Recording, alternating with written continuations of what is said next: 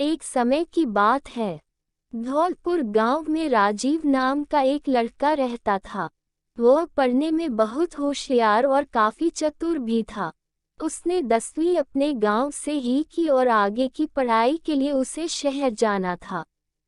उसके पिता ने उसे कुछ पैसे देते हुए कहा, लो बेटा, शहर जाकर अपना ध्यान रखना और खूब मन लगाकर पढ़ना। पिताजी का आशीर्वाद लेकर राजीव शहर के लिए निकल जाता है। शहर पहुंचकर वह अपने पिताजी को खबर करता है कि वह सही सलामत शहर पहुंच चुका है। अब वह अपने रुकने के लिए एक मकान तलाशने में लग जाता है। तभी मुरारीलाल उसके पास से होते हुए गुजरता है। राजीव तुरंत उससे पूछता है, भाई साहब, रहने के लिए एक मकान चाहिए किराए पर। क्या आप मुझे बता सकते हैं? मुरारीलाल काफी दिनों से एक ऐसे ही किराएदार की तलाश में था। उसने बात को घुमाते हुए कहा, हाँ, मेरी नज़र में एक मकान है जो तुम्हें किराए पर मिल सकता है, लेकिन उसके लिए सबसे पहले तुम्हें 500 रुपये देने होंगे। राजीव काफी समय से अपने रहने के लिए मकान ढूंढ रहा था और काफी परेशान हो चुका था। इसलिए उसने 500 रुपये देना ठीक समझा। 500 रुपये मिलने के बाद मुरारीलाल ने राजीव को उस किराए वाले मकान के बारे में बताया। राजीव मुरारीलाल को धन्यवाद कहते हुए उस किराए के मकान की ओर निकल गया। मकान तक पहुंचते पहुंचते दोपहर हो चुकी थी। उसने मकान का दरवाजा खोला तो बगल में बने मकान से बूढ़े बूढ़ी ने राजीव को टोकते हुए कहा, अरे बेटा, लगता है शहर में नए आए हो। क्या तुम इसी मकान में ठहरोगे? हाँ माँ जी, मैं अपनी पढ़ाई पूरी करने के लिए शहर आया हूँ और अब मैं इसी मकान में रहूँगा। बूढ़ा बूढ़ी ने कहा, ठीक है बेटा, वैसे कितने दिनों तक रहोगे? राजीव ने जवाब दिया, जब तक मेरी आगे की पढ़ाई पूरी नहीं हो जाती तब तक मैं यही इसी मकान में रहूँगा। बूढ़े ने कहा, देखते देखते हैं कब तक तुम इस मकान में रह पाते हो। ये सुनकर राजीव को थोड़ा अजीब लगा, लेकिन वह मकान में अंदर चला गया और अपनी थकान दूर करने के लिए विश्राम करने लगा। विश्राम करते करते कब रात हो गई पता ही नहीं चला। लगभग रात 12 बजे राजीव की आंख खुली। उसे छत पर एक अजीब सी आवाज सुनाई दी। आवाज सुनकर राजीव ने कहा, क्या मुझे छत पर जाकर देखना चाहिए? फिर थोड़ी ही देर बाद कहा, नहीं नहीं, ये जगह मेरे लिए अभी अनजान है। मुझे अभी सोच समझकर फैसला लेना चाहिए। और आलस में डूबते हुए फिर से सो गया। सुबह राजीव टहलने के लिए गांव में निकला। वहां एक ढाबे पर चाय पीने के लिए रुक गया। वहां पर बैठे दो आदमी राजीव को देखकर बोले, भाई साहब, क्या तुम ही हो जो उस मकान में ठहरे हो? राजीव ने कहा, हाँ हाँ भाई साहब, मैं ही हूँ। क्या शहर में तुम्हें कोई और मकान नहीं मिला? पता नहीं तुम्हें उस मकान में भूत रहता है, इसी वजह से उस मकान कोई किराएदार नहीं ठहरता।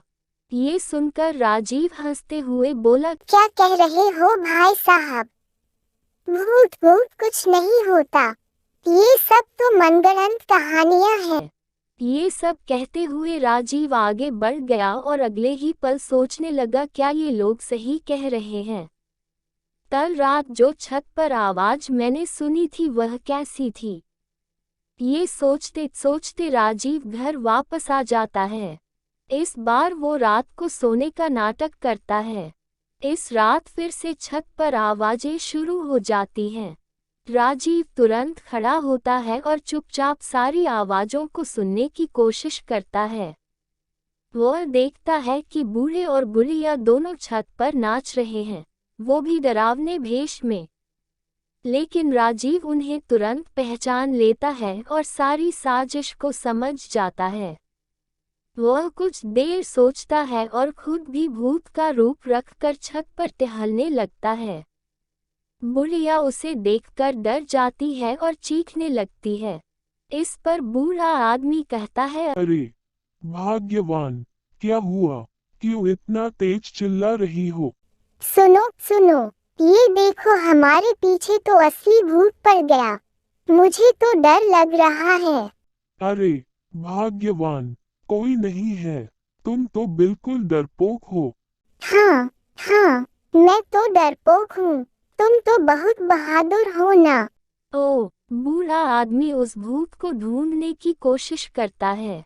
तभी अचानक राजीव भूत बनकर उसके सामने खड़ा हो जाता है और बूढ़ा आदमी पूरी तरह से डर जाता है।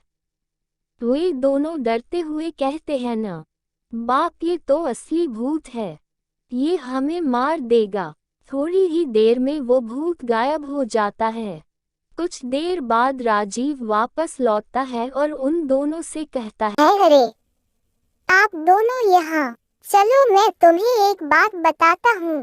मैंने अपने कमरे में एक पालतू भूत रखा है। कल रात मुझे छत पर कुछ आवाजें सुनाई दी थी, इसलिए मैंने अपने भूत को उस भूत के पीछे लगा दिया है। जब तक वह उस असली भूत को नहीं पकड़ लेता तब तक वह वापस नहीं लौटेगा। ये सुनकर बूढ़े बुढ़िया के पैरों तले जमीन खिसक गई। वह तुरंत माफी मांगते हुए बोले, बेटा, भूत भूत कुछ नहीं है। कल रात हम दोनों ही छत पर नाच रहे थे और तुम्हें डराने की कोशिश कर रहे थे। हमें माफ कर दो। राजीव अनजान होते हुए बोला, अच्छा, तो वो तुम थे, लेकिन तुम ऐसा क्यों कर रही हो? बेटा, कुछ दिनों पहले की बात है। इसी किराए के मकान में 3 बहुत ही बदतमीज लड़के रहते थे। वे दिन में शोर शराबा और फालतू की बातें करते रहते थे और रात को तेज आवाज में गाना बजाते थे, जिससे हमारी नींद खराब होती थी और हम चैन से जी भी नहीं पा रहे थे। उसी दिन से हमने ये सोचा कि अब हम इस मकान में किसी भी आदमी को नहीं ठहरने देंगे। अच्छा, तो ये बात है। अब मुझे ये सारा सच पता चल गया है और अब मैं पूरी पढ़ाई करने तक यही इसी मकान में रहूंगा। ठीक है बेटा, तुम्हारा जब तक मन करे तुम इस मकान में रुक सकते हो, लेकिन एक काम करना, इस पूरी घटना को किसी और को मत बताना। ठीक है, ठीक है, अब जाओ। बूढ़ा बुढ़िया अपने कमरे में चले जाते हैं और राजीव अपने कमरे में। राजीव कहता है, उन लोगों को, इन बुजुर्गों को इस तरह परेशान नहीं करना चाहिए था। लेकिन अब सब कुछ ठीक है और उसके बाद राजीव चैन की नींद सोता है। इस कहानी से आपने क्या सीखा? नीचे कमेंट में हमें जरूर बताएं।